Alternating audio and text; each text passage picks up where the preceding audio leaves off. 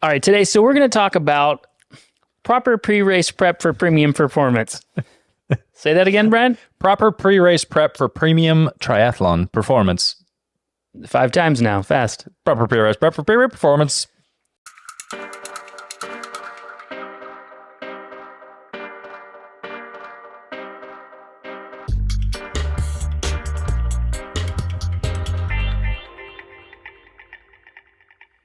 Welcome, everyone, to another episode of Coaches on Couches. Being slouches. We must have made it, Dale. We've had our first hater. We had our first internet troll on the YouTube channel. You can go check out the last podcast and see that he put a little angry message in there for us. I held back, though. We did. We were good with that. All right, today, so we're going to talk about proper pre-race prep for premium performance. Say that again, Brad? Proper pre-race prep for premium triathlon performance.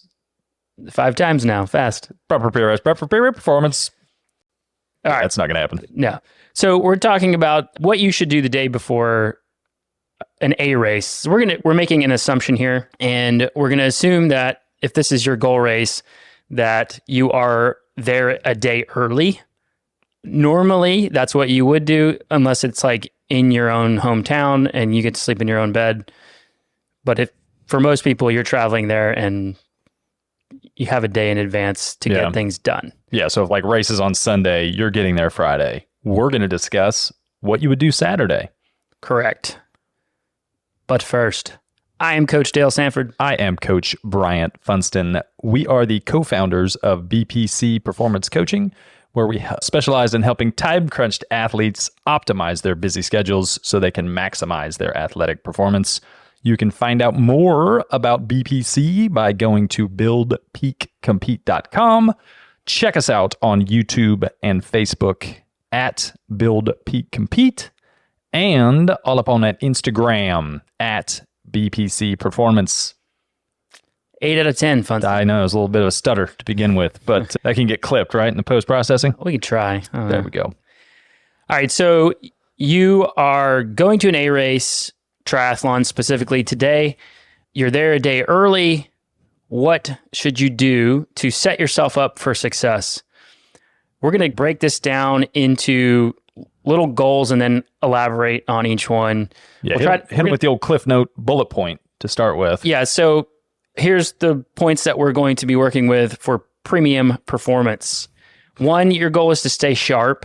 You're not trying to build fatigue. 2, you are going to do some course recon and finalize your race strategy. 3, you're going to check all of your equipment. Make sure that everything's working well, that you have everything. That will kind of move into checking in your equipment and doing some recon as far as the transition area goes.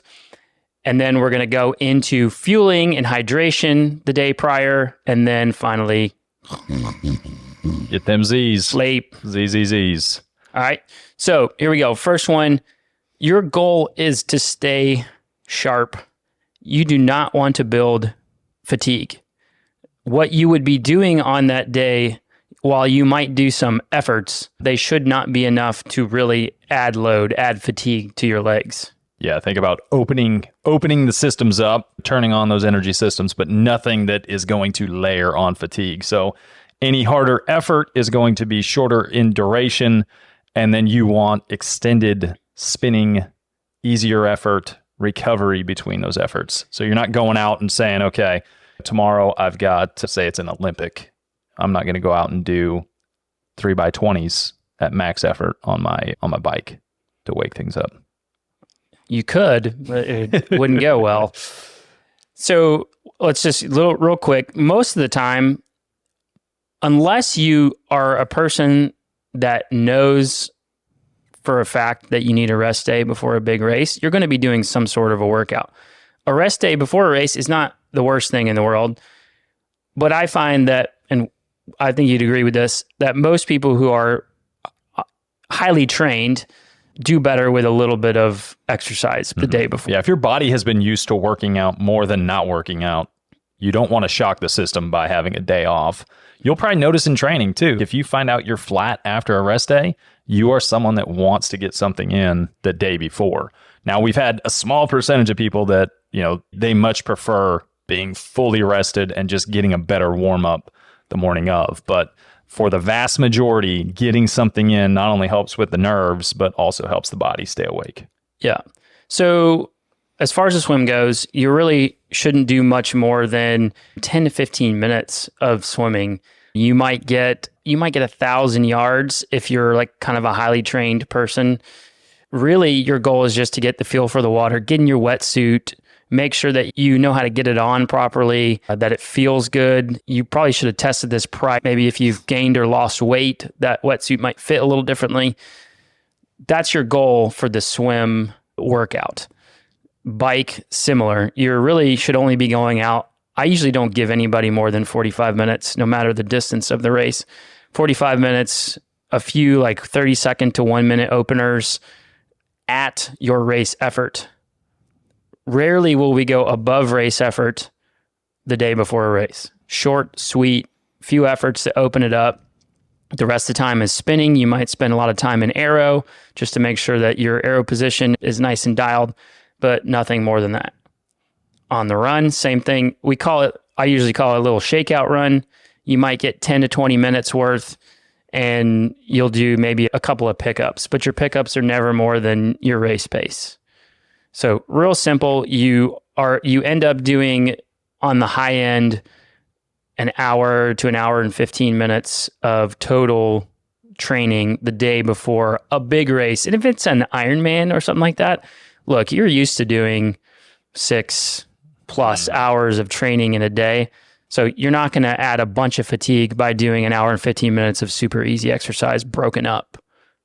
Exactly. That's kind of the big caveat to this whole thing. If you're someone doing your first sprint triathlon, it's probably going to be a little bit different. Yeah, if you're doing your first sprint, it's going to be much shorter. You might get, generally speaking, I usually give people like 10 minutes of each or 15 just to keep it simple for them. 10 minutes to swim, 10 minutes of bike, 10 minutes to run, just to keep things moving. And most of the time, beginners, they feel really good about doing a little mini try the day before a triathlon. So yeah, it's going to be scaled based on what you're doing, but the idea here is very short, no more than race effort, very short race effort intervals, and then you're done. Easy between. Yep. So then after that, you want to stand around and chat with your friends the rest of the day, correct? 100%. You want to walk around the city that you're in as much as possible. Go to the expo. Yep. Stand and look at all the nice things there are to purchase that day. No, get off your feet. Get off your feet as soon as you can after you've done your workouts. I know there's going to be there's always some walking involved in check-ins and stuff like that, but get off your feet. That's your best bet. You can do things like foam rolling and all the recovery things, the boots. There's a million different recovery modalities these days. But the goal, again, you stay sharp, don't add load. And for most people, if you end up walking 5 miles around the city that you're in, is going to add a lot of load. Yeah, this is not the day to hit all your steps. It's not the day to sightsee. No, save that for the day after. Yeah.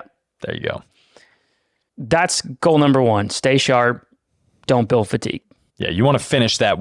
Everything you've done, you want to finish feeling like you had a ton left in the system and like you did too little, really. 100%. Goal number 2, do your course recon. This is, I would say, a very commonly skipped step that makes a ton of difference in your race. So your goal is to do course recon and then use that course recon to finalize your racing strategy. Which is key for out-of-town events. Like if you're local, you should have already done this a lot during your training. Yeah, you're probably training on the course. But if you're like a lot of folks and you're using Google Maps combined with Ride with GPS or Strava or whatever to get the elevation profile, those are often not correct. So what you may think is a 3% climb could end up being a 8% climb. Yeah, and that's the point of the course recon. Yeah, or it can have a 3% 1 mile climb can still have a 10% pitch in it that doesn't really show up on a which would impact gear selection, like whether you're in big ring or small ring. Yeah, it can make a big difference there. So we'll break this down, swim, bike, and run real quick. In the swim, your goal at minimum is to go spot the swim, pick out certain sighting markers that are not buoys. So if you're standing on the shoreline, you can look out toward, they usually have the swim course already laid out. Look out toward the swim course, pick some things up on the shoreline, buildings, trees, those types of things that you're going to be able to sight other than the buoys in case you're sighting into the sun, or sometimes at that, when the sun's kind of peeking out, the reflection from the water makes it really hard to see like orange buoys. Yeah. Or if everyone has an orange swim cap on and the buoys are orange, it makes it really hard to sight. So pick up some other things on the shoreline. If you can get around the swim course and kind of re-angle yourself to the other turn buoys, you can do the same thing for the full swim course. So pick up, go spot the course, pick your sighting markers, and then after that, just kind of familiarize yourself with the water. Make sure it's wet. It should still be wet. Depth. Yeah, that's another. You have to familiarize yourself with the start. Sometimes it's a floating start. Sometimes you're running in off a beach. Can you dive or not? Yeah, you need to pick the spot in the water where you can start to dive in, dolphin dive or whatever. I've seen a lot of races where people dive in too early and they put their head in the sand. So familiarize yourself with the water, but that really means like the start, how you're going to start the race. One thing I will note in there while you're doing your swim course recon is if you are doing it in the afternoon and the race is in the morning and it's super choppy and swelly and windy, don't freak out, because oftentimes the water is so much more calm in the morning than it is in the afternoon. I've been to certain races where I've gone out and done the swim familiarization. This happens a lot in the Great Lakes, and it is just, you're like, I don't know, like it's like a washing machine, and you're just getting thrown all over the place, and you think to yourself, how am I ever going to do this? How am I going to get through this swim? Even as a confident... No need to tour the bike recon. No need for bike recon because I'm dying in that water. But inevitably in the morning, it's not as windy. It's usually fine. How much in general does water temp change from afternoon to morning? Or does that just depend on location? Depends on the depth of the lake. In something like the Great Lakes or something that's real deep, ocean, that sort of thing, water temp's not going to swing a ton overnight. But in something like the lake at Shelby Farms, where the deepest part is 13 feet, that lake can swing 10 degrees overnight. If it's been hot during the day, but cool at night, it can drop quite a bit pretty fast. So yeah, you kind of have to monitor whether it's going to be wetsuit legal or not. But that if they take water temps in the afternoon, they take in the morning, it could easily be 5 degrees, 10 degrees cooler. Big thing there is if the water is nasty in the afternoon when you're going to check it out, don't freak out. It'll be fine in the morning. All right, so moving to the bike, you kind of talked about it a little bit, but I always tell people to drive the bike course. If you're doing a long course race, drive the bike course and then take your bike with you, obviously. And if there are any major climbs on the course, to get out and spin those climbs really easy so that you can basically do your gear selection for those climbs ahead of time and just make sure that you have the gearing for those climbs. I think you have some experience doing races with the wrong gearing. Too many races. Like having a 23. Yeah. To go up a 18-20% grade, it's not great. And that was working under the presumption that it was not nearly as steep as what I thought. I looked at a Strava segment on one of these and it said it was like an 8% average. I'm like, okay, 8% average. I know I can ride that in the gearing I've got. And then I got there and it was like 12.5% average with the steep parts at like 16 plus. And it's like, I'm pedaling at 50 RPMs, which is not good. Yeah, it's not like, not to go on a tangent here, but with a gearing, you want to keep the gearing as tight as you can, meaning smaller jumps between cogs on the cassette. But you also want enough high end. You want enough high end to be able to not have to go super low cadence on the climbs. And you want the low end to be able to still have a little bit of pressure on the downhills. You can lose a ton of time on downhills if you have no gears left and you just have to coast, and other people can actually still put pressure on the downhills. So you're checking that kind of thing. Not that you can really, most people can't really make gear changes last minute, especially as far as front chain ring goes. But yeah, if you have multiple cassettes with you. If you bring multiple cassettes and you have the tools to change those, you can make a change. Yeah. And also important is, are you going to be riding this in big ring or small ring? Like if you're on a 2x front crankset, what do I need to shift? If so, you don't want to shift under load. So if you know a steeper climb is coming, you will know that, okay, at this mile marker, I'm going to make sure I go in small ring because around this corner is a hill and I don't want to be shifting under load and risking dropping my chain. Yeah. So you're also noting like major turns, tough ones, and then road surfaces and stuff like that, where you know there's like a pothole or the road gets really like chip seal or crappy or whatever. I'm telling you, there is no better advantage than to know the course ahead of time. On our course in Memphis 70.3, I have ridden that route so many times. I know exactly where to push, where to get recovery, even with the wind changing like in different directions. It's just a huge advantage. So at minimum, go drive the course, and then you can be pretty sure that if your car has to downshift going up a grade, you're probably going to be in an easy gear. Yeah. Yeah, that's the big thing I'm doing when I'm course reconning for a bike is like, what hills can I push and what are going to be better to be much more sustained and under control. If there's a short little kicker that has a downhill afterwards, you can expend more energy to keep your speed up. If there's a short kicker that is into a false flat uphill, that's not one where you want to spike it, redline the heart rate, because you're not going to get recovery over the top. So just making small notes like that can be very advantageous. And that's where it rolls into finalizing your race strategy. So you're getting all this information from the course. You might change your gearing. You might decide that you can push a specific hill harder because there's a ensuing downhill that's pretty fast. Like those are the things in your race strategy that should be noted and changed, rather than I'm going to ride steady 220 watts for this whole. Like it doesn't, your fastest time doesn't come about by riding steady. Yeah, the highest average power is not necessarily the fastest way to ride a course. No. And take little notes. Like you can even tape that to your bars. Like that's something you can have as little cues for while you're out there. We don't expect you to remember an entire Ironman course, but if you have these little key points, mile 76, this, mile 82, this, it's going to be a nice thing for you to have comfort in knowing what's coming up ahead, and it helps break it into segments, which can help mentally as well. Sure. On the run, it's pretty much the same thing. You can run some of it if you're going to do your run workout for that day, run a little bit of it, but a lot of times I'll tell people to do their bike workout, the majority of their bike workout on the run course if they can get on it. Otherwise, drive it or whatever, getting as much information from that course as possible the same way you did the bike.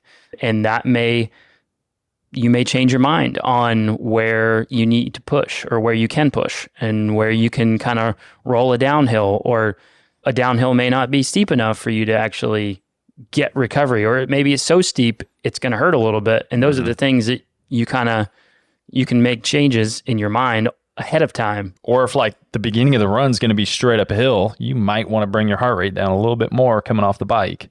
Yeah, that's a big one. Yeah, for sure. Course recon, it's one of the most important things you can do the day before. And you can do it multiple days. If you're there for a week before, you can do it anytime. But do course recon at some point. It's going to reduce a lot of stress and build confidence for your race day. 100%. Yep, definitely. All right, so we've done our course recon. After that, we do want to do equipment check.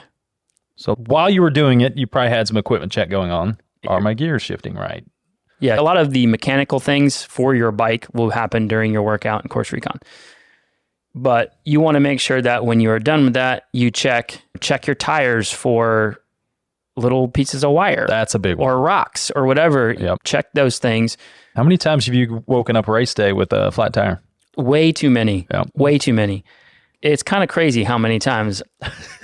And it's always when I check my bike. It's never at the house. It's always like the times that I go to a big race and I have to check my bike in. I roll in and I have one tire that's flat. It's going to happen at some point. If you race enough, you're going to have that happen to you. So just check your tires for things.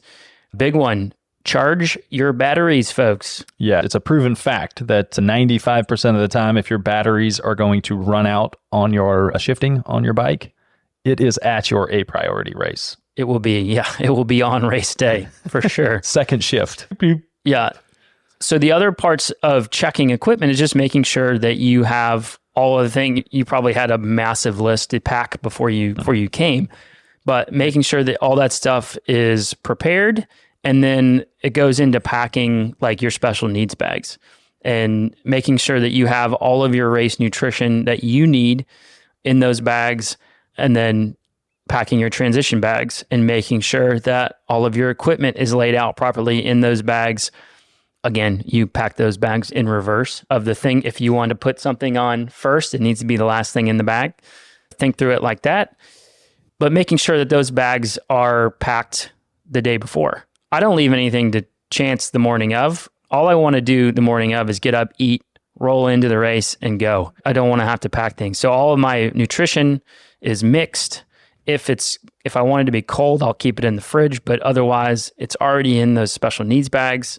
In my transition bags, everything is ready to rock the day before. And that's where checklists are huge. Like even before your trip, if you can, like if I'm leaving on a Friday morning to go to a race, I want everything packed Thursday night. So you're not messing with that. And I want a checklist where I can just go straight through it and say, okay, as it goes in the bag, I'm checking it off. And that just helps with stress for one, but there's nothing more stressful than doing it all in your brain and getting to a race and going, oh, helmet. Well, that's not good. Yeah, right. So once the equipment has been checked, and I usually do a little clean, like I usually clean my bike a little bit. I like a clean bike. Clean bike, fast bike. That's right. So I'll usually do a little cleaning of the bike. I might shift or swap a chain or something and just make sure. Usually I'll swap a chain before the recon just to make sure it's all sized right and whatnot. But just check that, all that kind of stuff. And then you have to realize that you have to check your bike in. Generally speaking, you can go and check in early and you check in and you get your transition bags and you get all that stuff, your chip and all that. You can do that like any point in the day. At some point, you have to go back and check in your bike. So generally speaking, one of those two times, whether you are checking in as the athlete or checking your bike in, you need to make sure that you look over the transition area. One, your spot in transition is probably numbered. You're probably not going to get to choose, unless you're at a smaller local race, you're not going to get to choose where you put your bike. So find that spot. Make sure you mark it some way. We've talked about this in another podcast about fast transitions. Make sure you mark your spot. You know where it is. If it's a massive transition area, there'll probably be letters and numbers on the rows, and you have to remember when you're coming in what row you're on, and then you have some sort of marking to know where your space is. Because when you come out of the water, you're not always of sound mind. So make sure you know where your spot is. The other big things to remember are, or note, where you're going to be coming in from the swim, where you're going to be leaving out on the bike, coming in from the bike, and then leaving out on the run. So all those entrances and exit points, you need to make sure that you note those so you don't try to run the wrong way on race day. So you have now checked your equipment, you've checked it in, checked out transition. So total recon is done. You are going to the point where I am now officially going to get off my feet for the rest of the day. So let's talk about fueling and hydration. This is oftentimes messed up by a lot of people. Even seasoned vets screw up the day before fueling and hydration. We're going to keep it really simple for you. 1, eat normally. That's a huge one, which And that's part of the reason, like, people ask what we eat on race day, and it's pretty much the same thing I eat all the time. And it's something that I know I can pack myself and bring in advance. So I just know it's going to be the same thing. I know how my body handles it. So breakfast the day before the race is going to be the same as breakfast on race day. And I'm bringing that with me. I'm not relying on the continental breakfast at the hotel that I'm at to provide me with the fueling that I'm going to have the day before and also race day. Like, I want to control as much of that as I can. So I eat Taco Bell for lunch every day. I know I can get Taco Bell anywhere. You can get Taco Bell anywhere. Please do not leave your pre-race breakfast up to powdered eggs and fake cheese, mystery meat. Just bring it yourself. Whatever you've been eating every morning during your long sessions, bring that, eat that. I think it's pretty simple. Pretty simple. Yep. Make sure you are also eating regularly and you're not running a deficit. You aren't doing a ton of training that day, but you still need consistent carbs coming in. And that doesn't mean gorge yourself. It's the whole, like, I'm going to eat the big pasta meal, don't do that. The provided pasta meal the night before. Bad idea. I love some fettuccine Alfredo. Yeah, not a good thing. Well, and it can be deceiving, like, how much time you may end up spending at a venue. Like, if you're going to do your workout, you're going to do your packet pickup beforehand, you're going to do the check-in, like, you could be there for quite a while. Kind of plan that out in advance. And do you need more snacks to have with you? Do you need to eat right prior to doing that, or delaying when you go do that, just to make sure you're not going to go 6 hours without having food or having much food? Yeah. All of that's going to put you in a deficit the day before. And then you may end up in a spot where, I didn't eat much today. Now it's 6, 7 o'clock at night, and you're trying to put in a massive meal to catch up on calories. Like, that's the worst thing you can do. Yeah, you don't want to leave the bulk of your calories for right before you go to sleep. I think it's safe to also say, don't try new stuff. Well, when you're walking around an expo and there's a lot of new stuff that you've been hearing about and you've got free access to it, yeah, it can be tempting. It can be tempting. Well, I mean, going in and doing the coconut curry with the highest level of spice. This would be the only bad time to do that. Just whatever you normally have been eating. Mm-hmm. And I would recommend, even if you really love spicy food like I do, keep it fairly bland. That's the hardest thing for me. Don't risk eating something that is going to screw your stomach up. I absolutely love sushi. But would I eat sushi the night before a big race?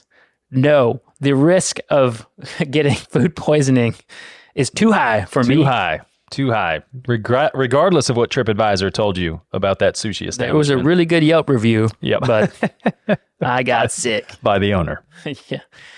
So yeah, don't eat new stuff. Yeah, it's pretty simple. You said at the beginning you were going to keep it simple. Eat what you've been eating at regular time intervals. And then on the hydration side, is this the day to drink 2 gallons of water to make sure that your body's fully hydrated? No, it's not. You should not be smashing water all day long. You should, however, though, be carrying electrolytes in all of your fluids.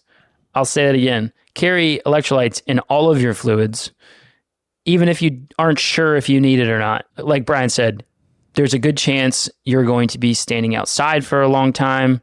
I've definitely had, I've had days before races where I've ended up with really bad sunburn because I wasn't paying attention to it, didn't realize how long I was outside. And then end of the day, I was like, oh man, I got burnt. And sunburn dehydrates you. Like, not just the fact that you weren't drinking water, weren't drinking enough fluids. When your skin gets burnt, your body tries to rehydrate that skin by taking more water out of the cells. So if you end up with sunburn, you are sure to be dehydrated to some level. So bring electrolytes and sunscreen with you to the expos, especially if you know you're going to be standing in line, which generally speaking, you will be at some point. So carry electrolytes with you. That's what your fluid should be, not Monsters, Diet Cokes, that sort of thing. It should be water and electrolytes. Yep. And you can go listen to our other podcasts on proper hydration and we'll beat a dead horse about the importance of the electrolytes in the drinks. There's a few as of those. opposed to just straight water when it comes to the day before and actually during exercise. So if it is in fact a hot environment, hot race, it's been hot the day before and you know it's going to be hot the day after during your race, we recommend doing an evening preload. And all that is you're taking basically a pint glass, 16 to 32 ounces, and you're putting in a concentration of at least 1,000 milligrams per liter. We usually use 1,500 just because it's easiest for us using the Precision Fuel and Hydration products. We'll throw in a 1,500 tablet and just chug that the night before. And that just makes sure that the well is topped off. Yep. You starting with high blood sodium, your body's going to uptake a lot of that sodium and then also pull more water into the bloodstream. So you're starting on a great level. And then I'll probably do that the morning of too. Yep. But we're talking about the day before. There you go. I think that covers it for fuel and hydration. For the most part, we could beat the horse, but trying to keep it simple here. Last but not least, the toughest part of the day before, getting to sleep. Yeah. So once you have all of your stuff checked off, do your best not to get OCD and recheck. Make sure if you have your lists, it's all good. Just throw your jams on, sit down, pick a movie you've seen a million times, and then try to get some sleep. It's usually not easy. We usually recommend getting your best sleep the night before. Yep. Follow me. 2 nights before? Yeah, 2 nights before. But you need some sleep. The more sleep you get, the better. And you're probably going to be waking up at 3:30, 4 o'clock in the morning anyways. So getting to bed a little bit earlier is going to help you be ready to rock the next morning. Yep, definitely. Yeah, that's not the night to be the night owl. You don't want to be down at the bar trying to chat with people about the next day's strategy. That should have already happened. Should we make beer recommendations for the night before? If you guys want beer recs, let us know in the comments, and we'll do a podcast separate for that one. Very light, almost like water with salt in it. One thing to add on the fuel and hydration. I know there's a lot of folks, if you're only doing 1 hour of training in a day, that may not be something where you're eating calories on. Again, we don't want you getting into a deficit at any point in time. So you should be fueling as well during your exercise. So make sure you're eating if you're on the bike. Make sure you're drinking during go through that. Don't run a deficit when you're doing your openers. Yeah. If you ever run into me at a race expo, you'll probably notice that I'll have a giant water bottle in my hand and I've probably got my pockets filled with snacks. I don't want to take the chance of being there too long and then getting hungry or getting dehydrated. So go carry it everywhere. So last little recap, stay sharp. Don't build fatigue. Do your course recon, swim, bike, and run, and transition area. Make sure you check through all your equipment, get all your bags packed, use your checklist, charge your batteries, check your tires, all that good stuff. Check that bike in. Make sure that you're getting your fueling simple fueling, normal fueling, nothing more. We don't need less. Correct. And if you're an intermittent faster that is on the Atkins diet, I'd probably put some carbs into the system. We're not going to go on that topic. Make sure we're fueled up, we're hydrated, and then get to sleep. Charge those batteries, body and bike. Yeah, bike. Yeah. All right. I think that's it. If you have any questions, throw them down in the comments. We're always there to answer them. Other than that, we appreciate everyone hanging out, listening, watching, and we'll catch you guys next time. Adios. Peace.